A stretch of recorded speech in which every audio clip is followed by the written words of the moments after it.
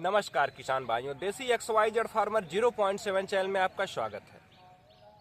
किसान भाइयों, अगर आपको प्याज की रुपाई करनी है तो आपको विशेष ध्यान देना है कि आपको 15 फरवरी से पहले प्याज की रुपाई कर लेनी है।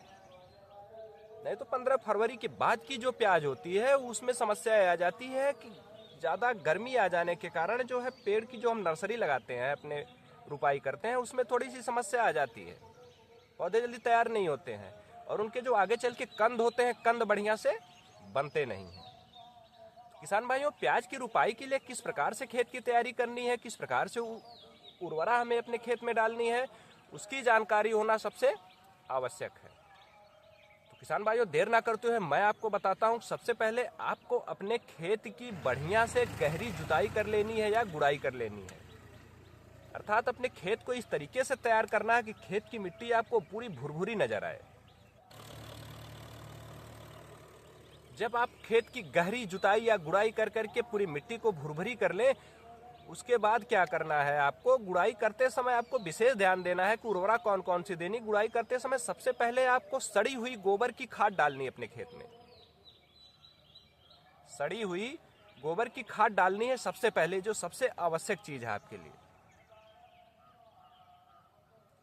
दूसरी चीज दोस्तों, आपको गुड़ाई करने से पहले ही आपको DAP ले लेनी है। DAP को आपको अपने खेत में डाल करके, लेकिन आपको विशेष ध्यान देना, DAP लेनी कितनी है, 2 से 2.5 किलो प्रति बिस्वा। प्याज की जो रुपाई होगी आपको 2 से 2.5 किलो प्रति बिस्वा। अगर 3 किलो भी DAP आप डाल देते हैं तो किसी प्रकार से नुकसान नहीं है, क्योंकि मौसम अभी ठंडा है। किसी प्रकार से आपके प्याज के पौध के लिए नुकसान नहीं करेगा। जैसा कि हम इतना करते हैं, इसलिए आपको हम बता रहे हैं।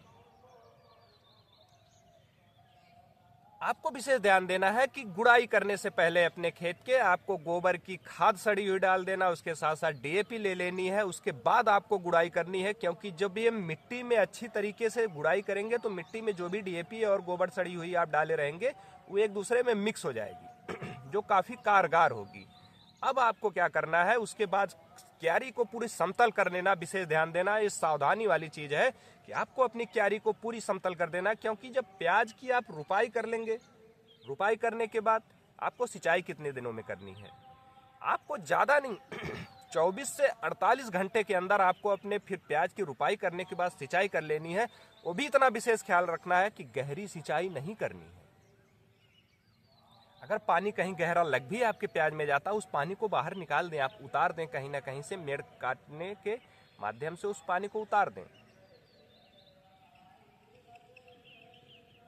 इस प्रकार से आप प्याज की रुपाई, इस प्रकार से आप उर्वरा की उपयोग अपने प्याज में करेंगे और पानी ज़्यादा नहीं लगाएंगे, तो आप देख पाएंगे 2 से 4 दिन के अंदर ही आपके प्याज की जो नर्सरी लगी रहेगी, 4 से 5 दिन के अंदर आपको हरी भरी नजर आने लगेगी और आगे चल के प्याज आपकी बहुत अच्छी खासी फसल होगी।